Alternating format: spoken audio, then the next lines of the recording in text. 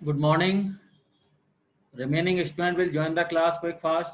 Lecture will be started very soon.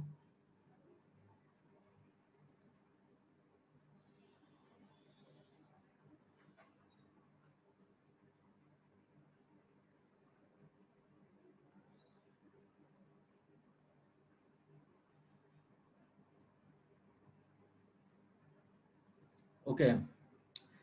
So let us start the lecture. So I will share the screen.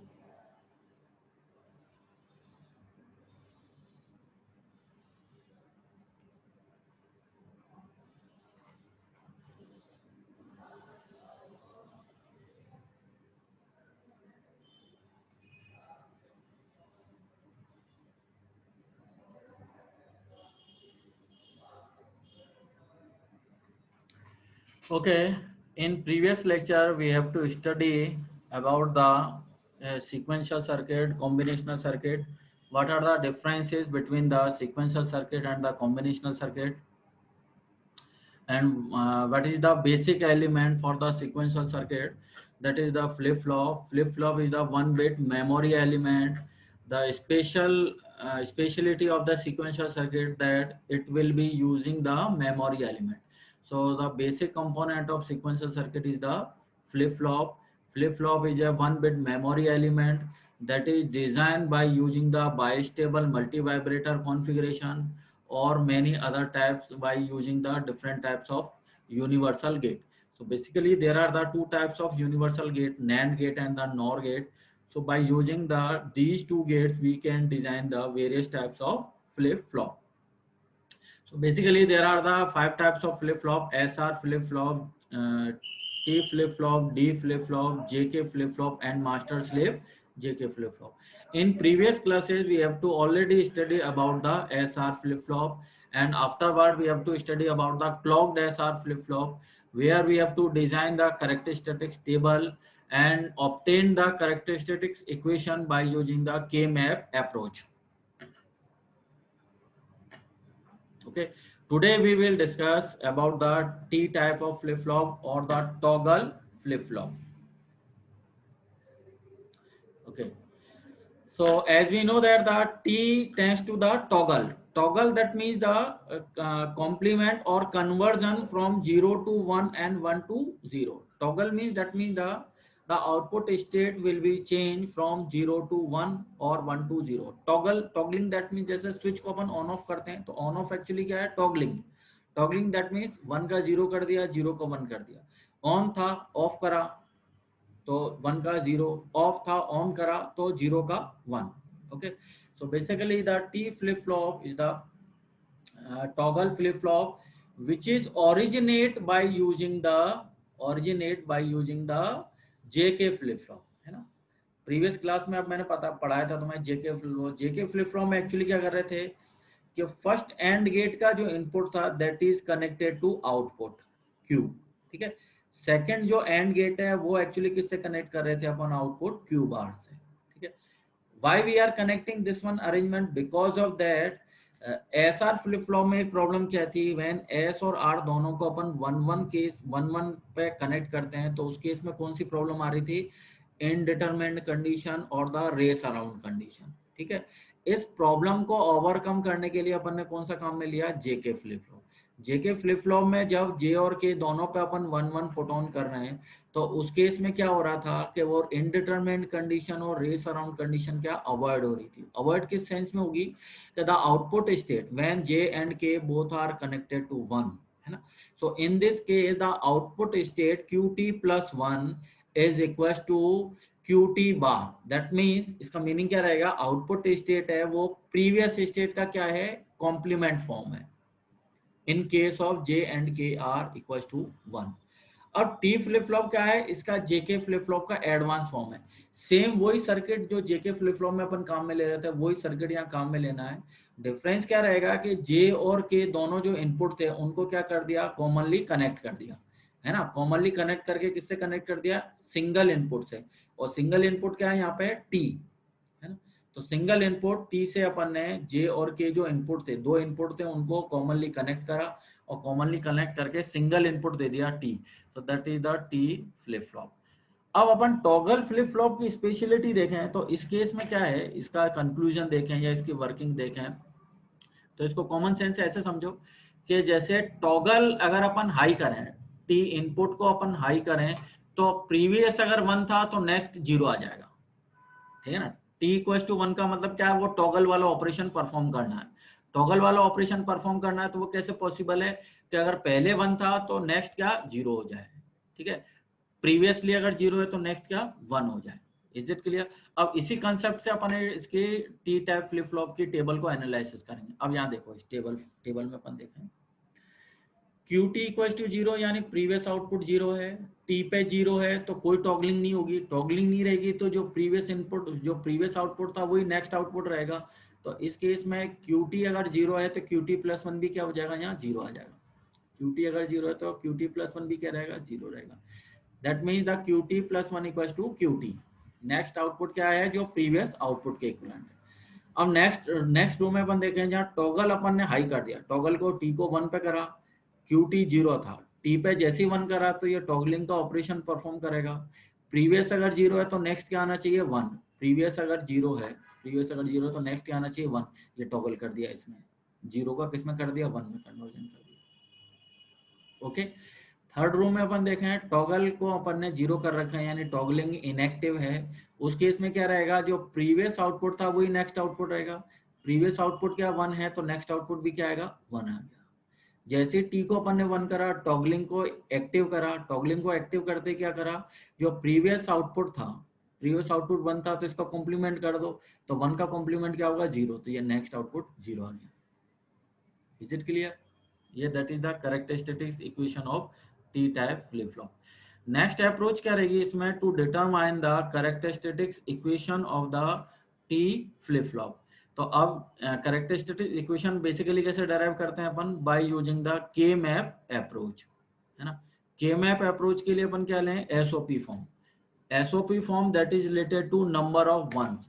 अब number of 1 कहाँ का present है, एक दो number of 2 1 है जहाँ प्रेजेंट है। पहला 1 कहाँ प्रेजेंट है, when q equal to 0 t equal to 1, ठीक है। तो q इक्वल टू 0 है और t इक्वल टू 1 है, तो ये फर्स्ट 1 यहाँ आ गया, ये फर्स्ट 1 हो गया, ठीक है। दूसरा 1 कहाँ प्रेजेंट है, when q equal to 1 t equal to 0, q equal to 1 है t इक्वल टू 0, ये दूसरा 1 आ गया, ठीक है। अब इन दोनों में कोई ग्रुपिंग पॉसिबल नहीं है तो इंडिविजुअल अपन कंसीडर करेंगे। इंडिविजुअल कंसीडर करें तो उस केस में क्या आएगा, जैसे ये वाला 1 अपन ने कंसीडर करा था, इसका एक्सप्रेशन फाइंड आउट करें एसओपी फॉर्म में तो कैसे आएगा, हॉरिजॉन्टल में इसका किससे रिलेवेंट है, q इक्वल टू 0 से, तो ये क्या बनेगा q बार। वर्टिकली किससे रिलेवेंट है, t इक्वल टू 1 से, तो t इक्वल टू 1 को अपन कैसे रिप्रेजेंट करते हैं t से, तो इसके लिए क्या आ जाएगा tq बार, tq बार, ये फर्स्ट एक्सप्रेशन है। दूसरे वाले 1 को प्रेजेंट करें तो इसके लिए q की हॉरिजॉन्टली देखें तो q की वैल्यू क्या है 1 है तो q हो जाएगा। वर्टिकली देखें तो t की वैल्यू 0 है तो t की वैल्यू 0 को किससे रिप्रेजेंट करते हैं, बार से, तो that is the qt bar, qt बार, ठीक है। एक्सक्लूसिव और ऑपरेशन की तरफ वर्क करेगा। और दूसरा कंक्लूजन अपन देखें इसमें कि व्हेन t इक्वल्स टू 1 है, जैसे t को अपन हाई करें, t को एक्टिव करें तो उस केस में क्या करेगा, ये टॉगलिंग परफॉर्म करेगा। टॉगलिंग वाले केस में क्या होगा कि जो प्रेजेंट आउटपुट है या नेक्स्ट आउटपुट है वो क्या है, प्रीवियस का क्या है कॉम्प्लीमेंट फॉर्म। तो इसको अपन कैसे रिप्रेजेंट करेंगे, QT plus 1 equals to QT का बार यानी प्रीवियस का कॉम्प्लीमेंट। और जब t इक्वल्स टू 0 है यानी टॉगलिंग इनएक्टिव है तो उस केस में क्या है, जो प्रीवियस आउटपुट था वही नेक्स्ट आउटपुट होगा। So QT plus 1 equals to QT। Is it clear? Final statement is that when t equals to 1 high, the output or the next state will be toggle or change. Toggle that means the 0 का 1, 1 का 0. Is it clear? T type flip flop. तो ultimately अभी तक जैसा अपन ने flip flop पढ़े हैं उसका कंक्लूजन ये निकला कि एसआर फ्लिप फ्लॉप जब अपन स्टडी करते हैं तब तो उनके दोनों इनपुट को कनेक्ट कर देते हैं अपन, एस और आर दोनों इनपुट को कनेक्ट कर रहे हैं तो कौन सा फ्लिप फ्लॉप बना था, डी फ्लिप फ्लॉप, ठीक है। फिर अपन ने जेके फ्लिप फ्लॉप डिजाइन करा, जेके फ्लिप फ्लॉप में जे और के दोनों को इंटरकनेक्टेड कर दें तो उस केस में कौन सा फ्लिप फ्लॉप बन रहा है, ये डबल फ्लिप फ्लॉप और टी फ्लिप फ्लॉप, ठीक है। तो basically there are the upgrade version और the advance formation of the flip flop. SR से डी बना, जेके से टी बना। Is it clear? ओके। अब एक और इम्पोर्टेंट क्वेश्चन है जो आरटीयू में जनरली पुट ऑन होता है, specifically for JK flip flop. JK flip flop के केस में एक प्रॉब्लम है, वो जो इशू है उस पर क्वेश्चन कई बार एग्जाम में पुट ऑन होता है। That is the condition is that the problem is that the race around condition, race condition in the JK flip flop. ठीक है, रेस अराउंड कंडीशन को अपन कैसे आइडेंटिफाई करें कि द क्लॉक, ये क्लॉक अपन ने कंसीडर करी। फर्स्ट इस वेवफॉर्म को देखो, इस पीपीटी में फर्स्ट अपन देख रहे हैं क्लॉक है, क्लॉक अपन ने जनरेट करी। ठीक है ना, जैसे क्लॉक पल्स ये कनेक्ट कर रहे हैं, तो क्लॉक पल्स का ये एक पर्टिकुलर ड्यूरेशन के लिए क्लॉक जनरेट करेगा, फिर ये एब्सेंट हुआ, फिर ये क्लॉक इसने जनरेट करी। ठीक है, अब अपन इसमें क्या देख रहे हैं कि जैसे क्लॉक पल्स की वैल्यू हाई है ना, फॉर एग्जांपल अपन जे और के पर क्या जैसे 1 1 दिया, क्लॉक पल्स हाई आ गई। समझना इस चीज को, व्हेन द पुट द जे और के दोनों पे 1 1 दे दिया, ठीक है, क्लॉक पल्स को हाई कर दिया, उस केस में अपन क्या आता है कि जो आउटपुट है या नेक्स्ट स्टेट है वो एक्चुअली क्या रहती है, प्रीवियस स्टेट का कॉम्प्लीमेंट, qt + 1 = qt का बार। Is it clear? ये अपन प्रीवियसली स्टडी कर चुके हैं। तो उस केस में क्या हुआ, जैसे ही जे और के पे 1 दिया, क्लॉक पल्स को हाई करा, तो उस केस में क्या, प्रीवियस जो 0 था उसने उसका 1 बनाया। ठीक है, 1 का था फिर उसने 0 बना दिया, फिर 0 का था फिर उसने 1 बना दिया, 1 का फिर 0 बना दिया। तो एक्चुअली क्या हुआ, जैसे क्लॉक पल्स का ड्यूरेशन 10 सेकंड है, ठीक है ना, और 0 को 1 और 1 को 0 में कन्वर्ट होने के लिए 1 सेकंड का टाइम लग रहा है फॉर एग्जांपल, या 2 सेकंड का टाइम लग रहा है। तो उस 10 सेकंड में वो हर 2-2 सेकंड के हिसाब से 0 1 0 1 0 1 चेंज होता रहे, तो 5 बार वो कंडीशन चेंज करता रहेगा अपनी। समझ रहे हो मेरी बात? अगर क्लॉक पल्स का ड्यूरेशन 10 सेकंड है और 0 से 1 1 से 0 कन्वर्ट होने में केवल 2 सेकंड का ही टाइम लग रहा है, तो वो कंटिन्यूअस कितनी बार चेंज हो गया, 5 बार। 0 से 1 1 से 0 0 से 1 1 से 0 0 से 1। ठीक है, तो अल्टीमेटली एक क्लॉक ड्यूरेशन में multiple variation, multiple fluctuation, multiple toggling हो जाएगी। That's problem is known as the race around condition. ये इसका डिसएडवांटेज है जेके फ्लिप फ्लॉप का। ठीक है ना, सो इस प्रॉब्लम को अवॉइड करने के लिए, जैसे ये ना कंटिन्यूअस टॉगलिंग हो रही है, 0 1 0 1 0 1 0 1 चलती जा रही है, तो इस प्रॉब्लम को अवॉइड करने के लिए अपन क्या करते हैं, using the master slave JK flip flop. So अब इसका ऑब्जर्वेशन है, जैसे consider it is a positive edge triggered. जैसे ये पॉजिटिव एज ट्रिगर्ड, ये वाली जो एज है ना, क्लॉक पल्स की एज कौन सी, 2 एज होती हैं, ये पॉजिटिव एज है, ये नेगेटिव एज है। ठीक है ना, जहाँ ये खत्म हो रही है वो नेगेटिव एज, जहाँ से स्टार्ट होती है वो पॉजिटिव एज। तो ये नेक्स्ट, ये पॉजिटिव एज और ये नेगेटिव एज। तो क्लॉक पल्स के positive edge triggered, considered it a positive age trigger for one clock period, Q will be changed or toggle many times. This is known as the race around condition. Actually इसका meaning क्या है कि ये जो duration है, ये जैसे 10 second का है ना, 10 सेकंड का ड्यूरेशन है, और ये स्मॉल टी है, ये 2 सेकंड का ही है, तो ये 2-2 सेकंड चेंज होता रहा है, तो कितनी बार, 5 बार चेंज हो गया।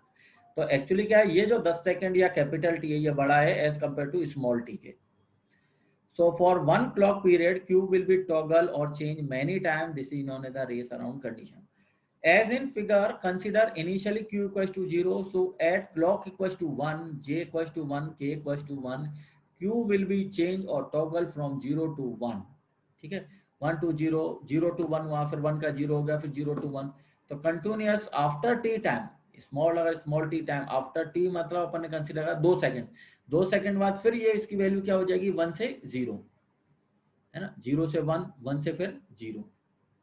ठीक है, so we are getting the unwanted train of pulse. Actually अपने को वन टाइम टॉगल ही चाहिए था, जैसे अगर प्रीवियसली 0 था तो 1 आ जाना चाहिए था, पर वो 1 नहीं आ रहा है, वो 1 की जगह क्या कंटिन्यूअस टॉगलिंग हो रही है, 5 बार कंटिन्यूअस टॉगलिंग हो गई।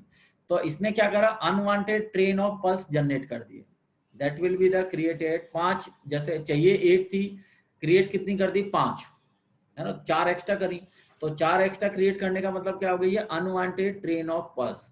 व्हेन द, किस केस में unwanted train of pulse create हो रही है, 1 when j equals to 1, k equals to 1, clock is 1। तो this drawback of level triggering, ये जो अपन ट्रिगरिंग काम में लेते हैं, इस लेवल ट्रिगरिंग की प्रॉब्लम है। तो इसको अपन अवॉइड कैसे कर सकते हैं? This problem can be solve by using the master slave JK flip flop. Master slave JK flip flop actually कुछ नहीं है, इसमें दो फ्लिप फ्लॉप का कॉम्बिनेशन कर देते हैं। सेम टाइप के दो फ्लिप फ्लॉप लिए और दोनों को कंबाइन कर दिया, जिसमें फर्स्ट वाला जो है वो मास्टर होगा, दूसरा वाला स्लेव होगा, ठीक है ना। तो दोनों को अपन कंबाइन कर रहे हैं, दोनों को कंसीडर करते हुए अपन इस प्रॉब्लम को सॉर्ट आउट करते हैं। अब जैसे इसमें देखो, इस वाले पीपीटी में फर्स्ट वाला जो फ्लिप फ्लॉप है, ये वाला जो सेक्शन है, फर्स्ट वाला जो सेक्शन है, ये कौन सा सेक्शन है? मास्टर फ्लिप फ्लॉप, ठीक है। दूसरा वाला जो सेक्शन है 5 6 7 8 वाला, ये वाला जो दूसरा सेक्शन है, ये कौन सा है? स्लेव सेक्शन या स्लेव फ्लिप फ्लॉप। क्लियर हो? बाकी सेम वही है, इनपुट में जे और के और क्लॉक पल्स है, आउटपुट में क्यू और क्यू बार है। और इसमें क्या चेंजेस आए? अब जैसे इसके चेंजेस को अपन देखें, जैसे मास्टर क्या होगा? लीडर होगा। स्लेव कौन होगा? वर्कर होगा, ठीक है। कौन सी ट्रिगरिंग अपन काम में लेते हैं? Pulse triggering. Pulse triggering flip flop होता है। अब इसमें चेंजेस क्या आ गए? जैसे अपन जेके फ्लिप फ्लॉप और master slave JK flip flop में देखें, तो उस केस में क्या हो रहा था कि अपन जैसे फर्स्ट एंड गेट का इनपुट था, उसको अपन कनेक्ट कर रहे थे क्यू से, पर यहाँ ये किससे कनेक्ट हो रहा है? क्यू बार से। यानी फर्स्ट एंड गेट का जो कनेक्शन है वो क्यू की बजाय किससे कनेक्ट हो रहा है? वो क्यू बार से, यहाँ क्यू बार से कनेक्ट हुआ। दूसरे वाले एंड का जो इनपुट कनेक्शन है वो पहले कहाँ? क्यू बार से कनेक्ट हो रहा था, वो अब किससे कनेक्ट हो रहा है? क्यू से। तो ये जो आउटपुट के जो कनेक्शन है इनपुट के साथ, वो किस फॉर्म में आ गया? ट्विस्टेड फॉर्म में। जो पहले क्यू से कनेक्ट हो रहा था वो क्यू बार से कनेक्ट होने लग गया, जो क्यू बार से कनेक्टेड था वो क्यू से कनेक्टेड हो गया, ठीक है। तो ये ट्विस्टेड फॉर्म में कनेक्शन आ गई। ये तो ये पहला चेंज हुआ। दूसरा चेंज अपन और क्या देखना है कि क्लॉक पल्स जो अपन ने फर्स्ट फर्स्ट और सेकंड एंड गेट से कनेक्ट करी, ठीक है, नैंड गेट से कनेक्ट करी। दूसरी जो अपन फिफ्थ और सेकंड जो दूसरा वाले सेक्शन है उससे जो नैंड गेट कनेक्ट कर रहे हैं, तो उन दोनों के बीच में अपन क्या कनेक्ट कर रहे हैं? Not gate. ये वाला गेट कौन सा गेट है? नॉट गेट और इन्वर्टर, ठीक है। अब फॉर एग्जांपल, अब जैसे यहाँ देखें क्लॉक पल्स पे जैसे मैं 1 दे रहा हूँ, तो ये 1 तो इस पे चला गया, 1 और 2 पे चले गए 1, ठीक है। इस नॉट गेट ने इस 1 को क्या बना दिया? 0। तो 0 ये 5 और 6 पे चला गया, तो जब ये 0 यहाँ जाएगा तो ये तो इनएक्टिव हो गया, ये तो वर्क नहीं करेगा। और जहां 1 आया, क्लॉक पल्स 1 आया, वो ये एक्टिव हो गया। तो जैसे अपन क्लॉक पल्स पे 1 देंगे तो ये मास्टर वाला तो एक्टिव हो जाएगा और स्लेव वाला इनएक्टिव हो जाएगा। जैसे क्लॉक पल्स पे 0 देंगे तो 0 0 तो यहाँ चला गया, तो मास्टर तो गया इनएक्टिव। इस नॉट गेट ने 0 को क्या बना दिया? 1 है। 1 1 किस पे चला गया? इस दूसरे वाले फ्लिप फ्लॉप पे, तो ये स्लेव क्या हो गया? एक्टिव। बात आई समझ में? तो इसका मीनिंग क्या है कि एट ए टाइम एक तो एक्टिव रहेगा, दूसरा इनएक्टिव रहेगा। जब क्लॉक पल्स 1 है तो मास्टर एक्टिव है, स्लेव इनएक्टिव है।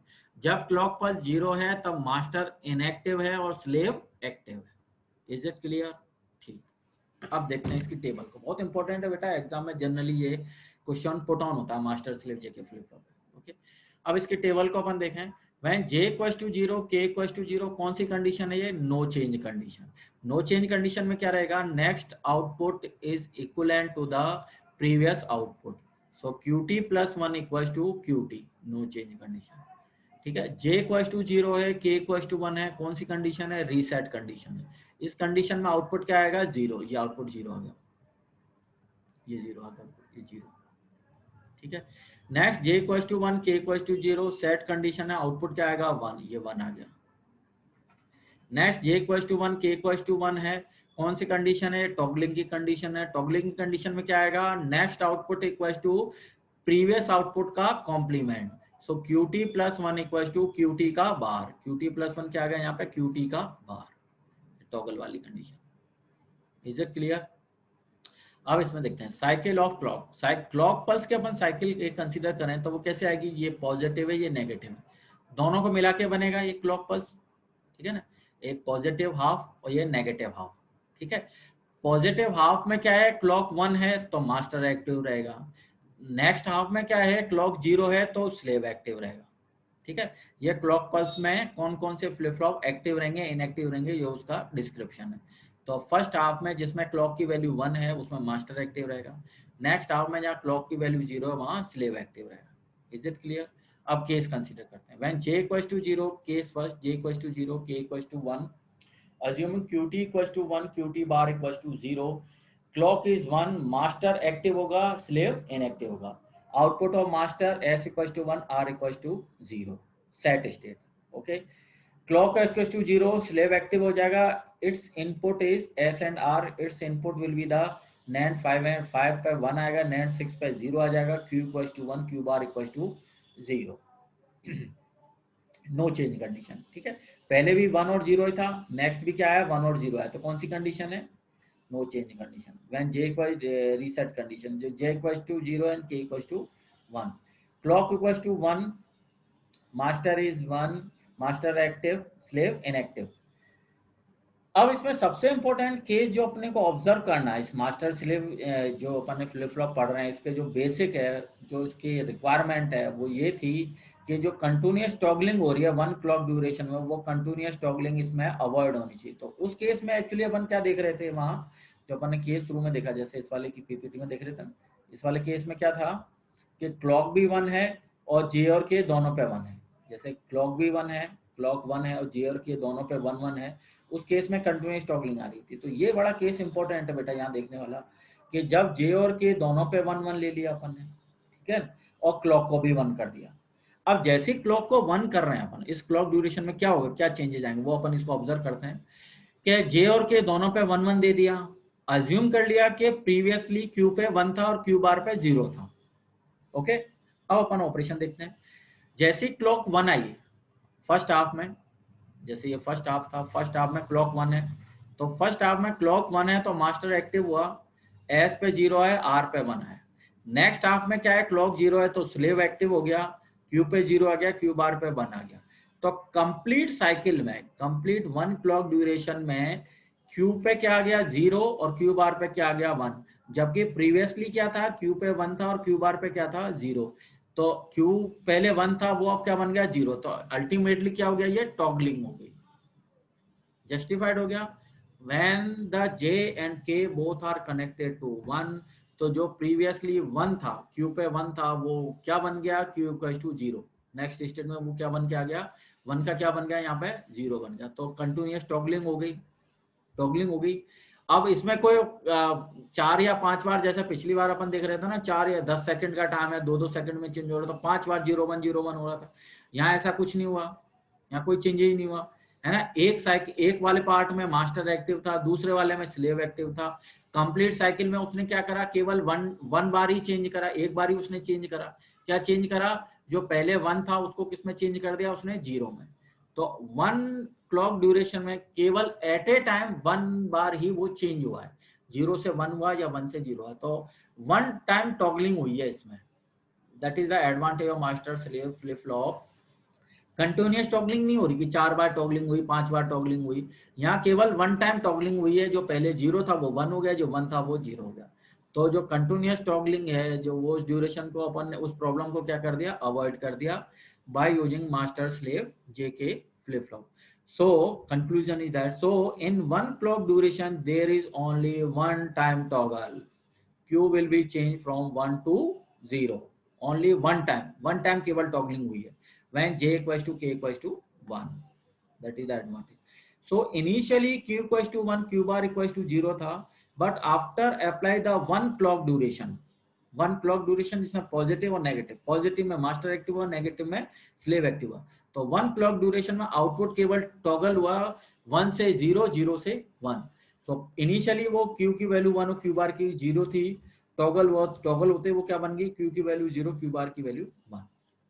So that is the advantage of master slave flip flop, that is provide the 1 time toggle of output for 1 clock duration. Is it clear? समझ में आया ये? Okay.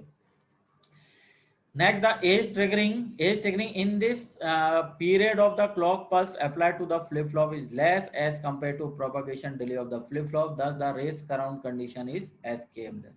Okay. अब अपन ने पढ़ा है कि latch of flip flop, latch actually क्या है, पल्स ट्रिगर्ड है, फ्लिप फ्लॉप क्या है, एज ट्रिगर्ड है।